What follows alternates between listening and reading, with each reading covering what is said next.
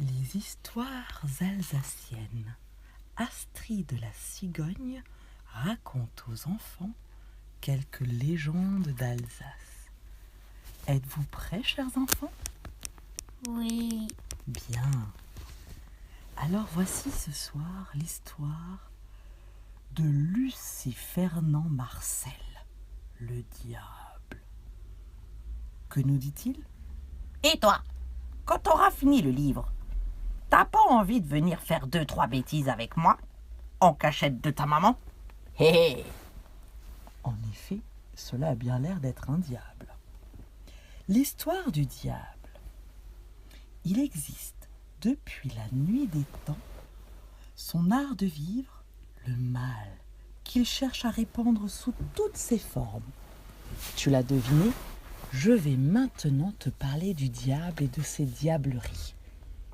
Dernier de sa race, et surtout bon dernier de la classe.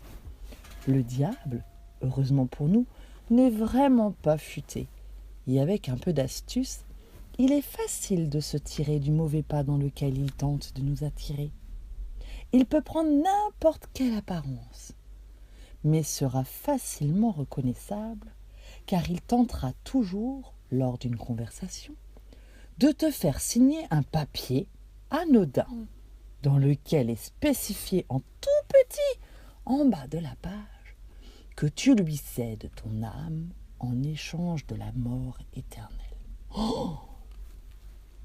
En Alsace, il circule souvent la nuit dans une calèche noire, tracté par des chevaux lancés à tout galop. Très inquiétants, leurs yeux brillent dans la nuit. Aux environs de Saverne, vers le Haut-Bar, plus précisément, on y raconte cette légende, prouvant bien que celui qu'on surnomme l'esprit malin, eh bien, ne l'est pas du tout. La légende du pont du diable, ce pont reliant deux rochers. Les ouvriers du coin ont vainement tenté de le construire plusieurs fois à la demande de l'évêque de Strasbourg. À chaque fois, la passerelle s'écroulait.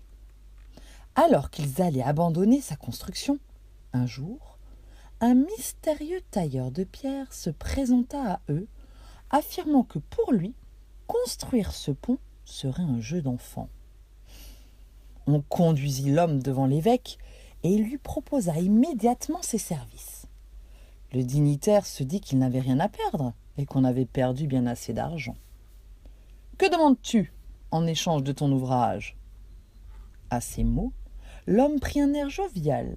Ses yeux se mirent à scintiller. 2 cornes lui sortirent du front et il éclata de rire. Le diable, c'était bel et bien le diable qui se tenait là devant l'évêque. Ce que je veux, eh bien, pour me satisfaire, et en échange d'un pont solide comme le roc, le prix à payer sera, si on a bien retenu au début de l'histoire, l'âme du tout premier être vivant qui le traversera. « L'affreux marchandage !» balbutia l'évêque.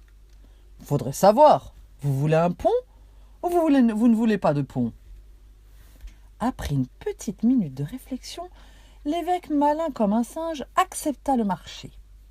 Le lendemain, un splendide pont reliait les 2 rochers. Sur l'un des côtés du pont, le diable attendait son dû. Il entendit du bruit de l'autre côté et il se frotta les mains. « Ah ah ah ah !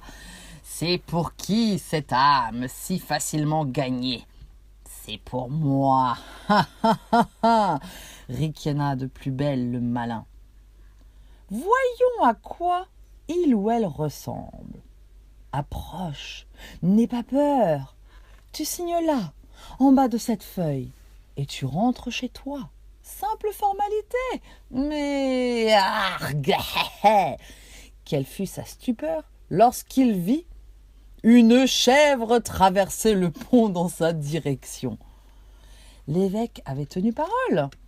Le diable dut en faire de même. Et voilà comment le diable fut berné puisque la première âme à avoir traversé ne fut pas un être humain, mais bien une chèvre.